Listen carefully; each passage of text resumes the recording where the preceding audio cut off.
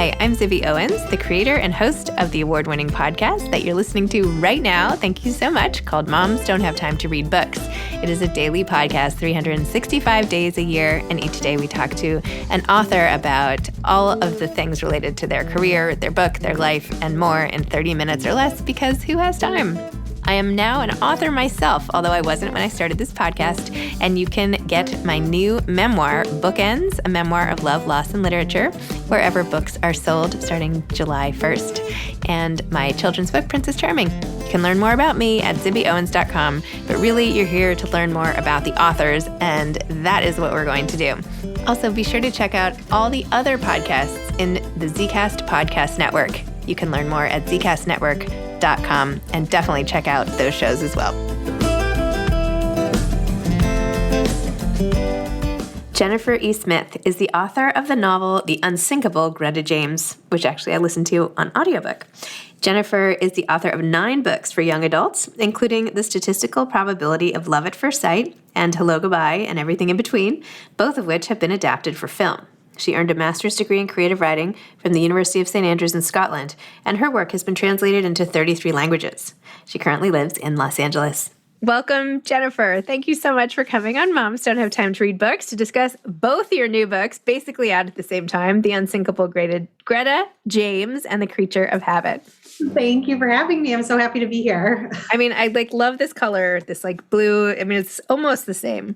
Did you coordinate or not? I did not coordinate. It does have a sort of a happy, Eastery, cheerful feel to it all. But it's really nice to have the kind of bright, happy colors right now. It's so nice. Okay, let's talk about Greta, who is so awesome. I listened to this book, and I don't always listen, but I feel like the ones I listen to stick in more in a way. And I remember all the walks I went on to listen to this book.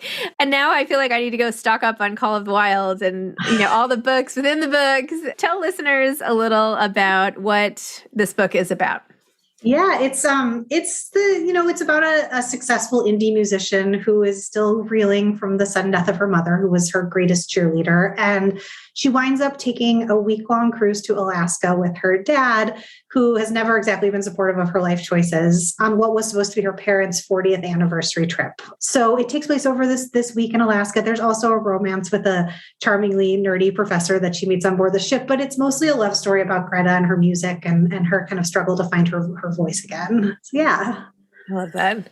I feel like the universe is pushing me towards Alaska for some reason. First, I had Lee's book, my partner Lee Newman, who nobody gets out alive, which and then there was one, and then Mother Trucker came out about Alaska, and now your book on this Alaskan cruise. And then last night, my daughter wanted to watch Bigfoot's Family, which takes place in Alaska. And I was like, okay, who wants to go on an Alaskan cruise? Who's ready for Alaska? The signs are pointing me that way. I've never had more Alaska than this month of my life. I think you know what you have to do. I think so. I think it's clear. Why did you set it in Alaska? I knew it was going to take place on a cruise ship, which it's become a little bit of a joke how many books I've set on modes of transportation. I've written a book that takes place on a plane, one that takes place as a road trip, one that's on a train, and now a ship. But I really like putting people in confined places for, a certain amount of time and kind of seeing what happens. And I chose Alaska, honestly, because Greta is an indie rock star. She is somebody who's in cities, who's at venues, who's playing shows and concerts and festivals. And I liked the idea if she was going to be, basically stuck on a cruise with her dad, who she doesn't particularly get along with. I liked the idea of her feeling kind of at sea, both literally and metaphorically, and being in a place. Alaska is so unique. It's staggering. It's beautiful. It's otherworldly. It's really kind of got a lonely, forlorn feel to it. And I like the idea of just putting her in such a different kind of place than she usually is. And, I didn't write the book just so I could go take a cruise to Alaska, but I did not write the book so I could do that. But I had been on an Alaskan cruise as a kid. And when I first started writing, it loomed really large in my mind because Alaska is so beautiful and so unique. And I thought I could kind of get by on memories of the cruise and looking at literally YouTube videos of other people's family vacations, and realized pretty quickly that if I wanted to write this well, I was going to have to to go actually, take this trip again. And so I did kind of a writing retreat on an Alaskan cruise. And I've learned in the course of publishing this book that people have very strong feelings about cruises either way. And for me, it was just really interesting to be kind of a fly on the wall. Like I did all of the excursions and trips and adventures that Greta and her family and friends do. I did the whale watching and the wilderness safari and the hikes to the glaciers. But I also was like, wanted to make sure I was at the buffet and I did trivia night with random people that I met. And I tried to really have, the whole cruise experience so that I could write about it. So it was definitely a very interesting research trip. Wow. I love it. I love like the little old lady character who like sees her walking out that morning and like, oh my gosh. Yes. She always has some commentary for Greta. She's a fan favorite. Yeah, exactly. She's so funny. The way you wrote about loss was so good, so moving. Greta is in the raw aftermath, right? They're still reeling, as is the dad. And those scenes were also really beautiful where he comes to terms with that loss. But the way she writes about sort of, just like you said, being adrift without the person who sort of holds you safe and like her life raft in a way is gone. Tell me about writing those scenes because it felt like there was just so much emotion on the page. Yeah. I mean, it's when I sat down to write the book, I wanted to write about what it is to live a creative life and to, I'm lucky. My parents are wonderful, but I'm from the Midwest. I grew up in a very practical place and in a very practical family. And being a writer is not, something that was kind of in the plan. And, so over the years, watching my parents try to kind of struggle to come to terms with this kind of job that has no guarantees and no certainty and no safety net. It's a weird job. Like on the one hand, you have to be full of confidence and determination. And on the other hand, like you're working without a net always. And so I wanted to put Greta and her dad, like two people who really came from different, angles on this together. And so what started out as more of a conceit than anything was I thought, how do you get these two people alone together who have basically lost their translator in losing her mom? But as I wrote the book, it was interesting, like the mom has already passed away at the start of the story, but she really is a kind of full character in the book, even though she's kind of not present on the page. And yeah, it's hard to write because there's a lot of raw grief and there's a lot of emotion and a lot of feelings. And I think that in turns, people get frustrated with Greta and then they get frustrated with her dad. And then they kind of see both of their sides and there's just a lot that they're kind of working out over the course of this week. And, about, halfway through the process of this book, right when I'd kind of finished the very first draft of it, my mentor, who the book is dedicated to, who is a really legendary editor in the book world, Susan Campbell, passed away. And that, kind of put everything into a different perspective for me when I was writing it, because she was my old boss. She was my friend. She was my mentor. And I channeled a lot of that. I mean, she was always the person I was kind of writing the book for in a way. She encouraged me for years to write my first adult novel. And, she passed away like 2 weeks after I finished the first draft and never had a chance to show it to her. And she knew I was working on it. And so that I think, when you talk about the kind of like depth of emotion, I think a lot of that got channeled into the book. So, in a way, it still was for her and it still is so much about her. But that's where a lot of that came from. Oh, I'm so sorry. I didn't know her, obviously, but when I heard about her loss, I was just like, oh my gosh, I bet a lot of people I know are like a lot. Really, yeah. Today or really must have really known her well. And anyway, I'm sorry. Yeah. But it really comes through. There was just one passage I wanted to read. Oh, well, that was also good, but it's towards the end. Oh, I loved this line. So she's with Conrad. I'll just read this. Conrad asks her only once if she ever, well, I don't want to give anything away. Yeah. Okay. There's just this one line at some point in the book. And she says, maybe the point isn't always to make things last. Maybe it's just to make them count. Yeah. I'd love that. Oh, I'm so glad. I often write about kind of fleeting moments. If there's a thread that goes through all of my books, maybe except for the picture book, it's that I like to write about moments in time that act as hinges, days where there's like a clear split between a before and an after. So yesterday your life was one way and tomorrow will be completely different. And I'm a big believer that like, yeah, things can count. Even, meeting somebody for one day can kind of send your life into a different direction. And brief encounters, we all are sort of pinballing off each other in different ways. And that, even things that don't last can really count and can really have a lasting impact on you. And it's partly why I like writing about these kind of, moments that are really bracketed by time. But I'm glad that's one of my favorite lines too. Really good. Yeah, there's a wisdom to it. There's a sadness and a wisdom, but then resilience. Like you really feel like you're going through it, you're getting through it. Because sometimes what else can you do? You just have to go through and get through it. That's right. Yeah, exactly. Yeah. Is this going to be a movie or a show or anything? It feels very cinematic to me. I hope so. A lot of people have told me it feels very cinematic. We're still working on that. I've learned two of my young adult novels are going to be movies. One's coming out on Netflix this summer, and one we'll hopefully have more news on soon. But I've learned a lot through that process, and it's one of the two that has been filmed, The Statistical Probability of Love at First Sight, it started filming 10 years to the week that the book first got optioned. So I have learned patience and the long game on this. But I do hope at some point to get to see Greta on screen. Are you excited for the summer? That must feel amazing. I'm really excited. I feel very fortunate because both these movies filmed back to back during COVID, and it's now, I've seen so many different cuts and so many, different versions of them. And I love them so much. I think they're both so fantastic. And the first one, Hello, Goodbye, and Everything in Between, I can't share a date yet, but it'll be out pretty soon. And it's such a wild experience as an author, especially an author who's been writing for a really long time. You don't expect this. And it's such the icing on the cake, but to really love the way these stories were made and all the people involved with them and to feel really proud of them is such an exciting thing. So I think it'll be a really fun summer. Wow. Congratulations. Thank you. I will be out in LA a bunch. So good. I'm happy to be doing any big fun parties. Yes. Keep me on the list. For sure. Wait, go back to how did you start writing? I know you were an editor. So tell me about how that even began.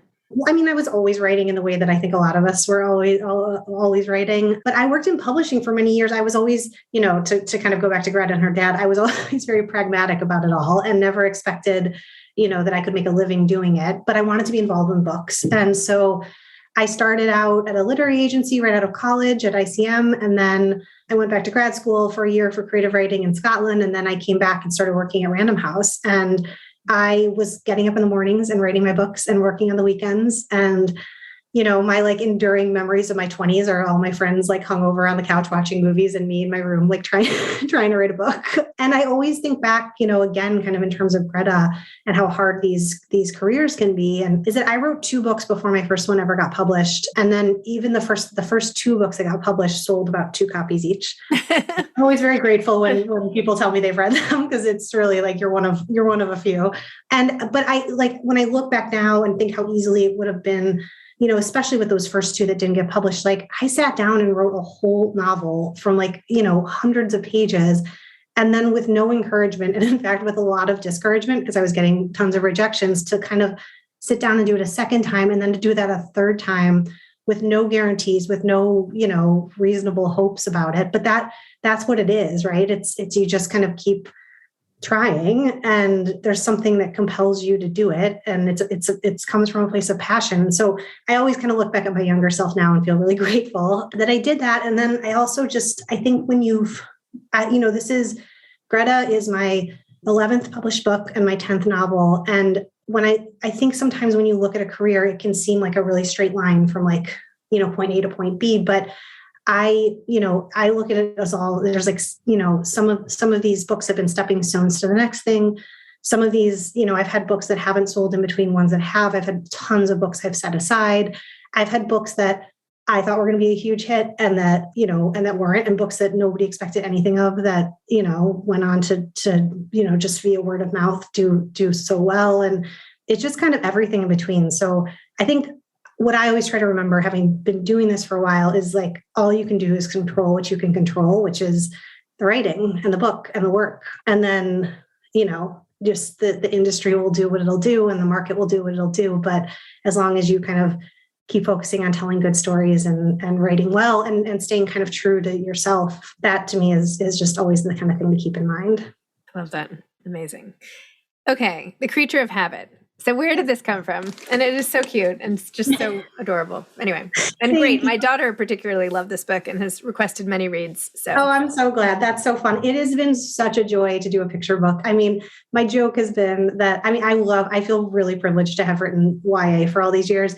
But after a decade of talking to teens, it's so much fun to talk to like 6 and 7 and 8-year-olds about this book. And, when it's time for questions, they're like, do you like turtles? And you're like, yeah, I do like turtles. It's a whole different kind of thing. But this book came, I have 2 little nephews who I'm very close with. And the older one, similar to me, is just a really routine oriented, doesn't like change, likes to know what's going on kind of kid. And a few years ago, he was switching classrooms at daycare. So sorry, my dog is coughing. Okay. Yeah, I have a very old dog with bronchitis. So he's not ideal for podcasts, but he switched classrooms and my sister called me and she was like, I don't know what to do. Like every day I'm dropping him off and he's crying and he's usually a kid who loves going to school. And I said, it's not his fault. The poor kid comes from a long line of creatures of habit. And I just started thinking about, the phrase and also just how change is hard for people at any age. Change is hard for adults, for kids. And if you're a certain kind of person, uncertainty can feel really scary. And so I wanted to write a book that showed that, like, it's not a book saying like, if you're a creature of habit, you should all of a sudden become, somebody who does something different every day, because that's just not in your DNA probably. But to show that like sometimes, taking a different path or stepping outside your comfort zone can actually lead to different things and new things. I should say the book is about a creature who lives on the island of habit, who does the same thing every day at the same time. And then one day another little creature sails up and just knocks his whole world off balance. And so it's just about him kind of, like seeing that there's another way to do things and recalibrating. Exactly, which we all have to do. And it was so interesting because I wrote it before the pandemic, but then, over the last few years, like how many times have we all had to shift gears and change and kids especially. So it's unfortunately become more relevant and timely, but it's been really kind of a wonderful thing to get to talk to kids about this book. I should have had my kids here to talk to you about it. But Next time. They would have loved it. So I'll show them this little clip. They'll be excited. Yes. And what are you working on now? Well, I just turned in the sequel for The Creature of Habit, which is The Creature of Habit Tries His Best. And I'm working on another adult book, another novel. So that's kind of the next big thing. And then I've been working on a couple of scripts, adaptations of other of my YA books. So it's been fun to kind of, for a long time, I would write a YA book every year and finish you go in the cycle of like, you write it and then you finish it and you take a little break and then you start a new one. And over the last few years, similar to The Creature of Habit, I've kind of shaken things up a little bit and been doing, the adult book and the picture book and the scripts. And it's been really fun to try new things. So that was not supposed to be a plug for Creature of Habit. That's actually just what's happened over the last couple of years. But you can plug. This is a show for plugging things. Yeah. It's okay. That's allowed here. Trying new things. It actually works sometimes. I like always having lots of different things going on in different ways. I feel like I can't, I wish I could, but I feel like I need like lots of stuff or I get restless or something. Yeah, no, it's good. It's a good thing to kind of have a lot of pots on the burners. Yeah.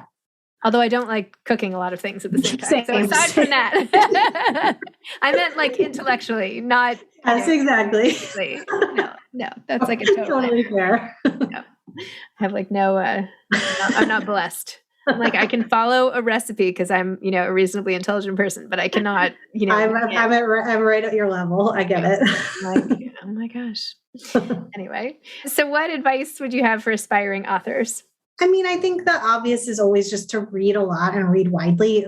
Working in publishing for all those years was such a great education, not about the publishing industry necessarily, although that helped, but just like, you can't read that many manuscripts and that many stories and that many books without, figuring out what, getting kind of an internal rhythm of a story and figuring out what works in a book and what works for you in a book. And then the other thing is just like I was saying, like, not to be afraid of failure, because when I think of like my early books that didn't work or didn't get published, I would not have written the next ones without the ones before them. So I truly don't think that anything is ever wasted. Like the amount of false starts I've had over the years and books I've set aside. And it's like sometimes you have to write them to get to the next thing you're going to write. And you learn something from each, or you carry something forward. And so, just sit down and write. And if that doesn't work, the next thing will.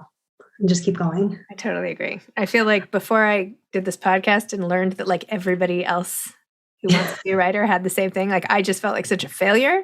Yeah. Like because you don't realize. I mean, I guess if you listen, it's such an isolating, it's such an isolating thing. So everyone's out there just like tripping over themselves in their own, at their own computers. But everyone is going through it. I've never met.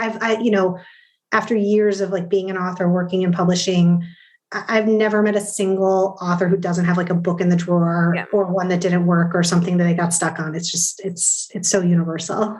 Yeah, you have to practice. It's like. Yeah. Yes, it's a muscle. It's like making the first cake or something. Right? Usually the first cake. We're back to cooking. Yeah, back to cooking. I mean, I just had lunch. I shouldn't be talking about food.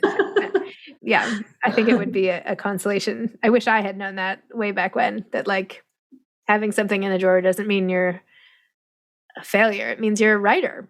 Yeah, absolutely. Oh my gosh, the amount of stuff. I mean, recently I was like trying to figure out a new book, and I went back through old files just to like check out old ideas. And I found like, 60-page beginnings of books that I don't even remember writing. And it's such a funny, like it's over the years, you have so many ideas and you kind of like, you stick with the ones of where the energy is at the moment. But yeah, sometimes it just takes kind of like one in between to get to the next thing. Very true. But also good to hear. Okay, Jennifer, thank you so much. The Creature of Habit and the Unsinkable Greta James, which I truly loved. And this is my book of the month copy, by the way. I not only got it from you, but I picked it from my subscription. That's so nice. I love book of the month. And I'm so glad you like the audio too. Mae Whitman did an amazing job. Really good job. Really good job. And thank you so much for having me. I love your podcast and you're doing so much good for the publishing industry. And it's really exciting to be here. Oh, thank you. And for anyone listening, if you want to hear more of us chatting, come to Pages. When are we doing that? May 10th or something? I think it's May 14th. May 14th. Thank you. Don't go on May 10th, although you can. May 14th in the morning, we'll be doing a story time with our 2 books. So that'll be really fun. Yes. In Manhattan Beach, California, Pages Bookstore. And yes, you can just show up. Yes. Yes, I'm talking to you. Well, I can't wait to see you then. And thank you again for having me. All right. Thanks a lot. Bye-bye. Bye. Thanks for listening to this episode of Moms Don't Have Time to Read Books. Don't forget to follow me on Instagram at Zibby Owens and at Moms Don't Have Time to Read Books. Also sign up for my newsletter at zibbyowens.com and sign up for my virtual book club and meet lots of authors on Zoom every other week. Thanks so much to Steve and Ryan at Texture Sound for the sound editing. And thank you to Morning Moon Productions for providing this fantastic intro and outro music.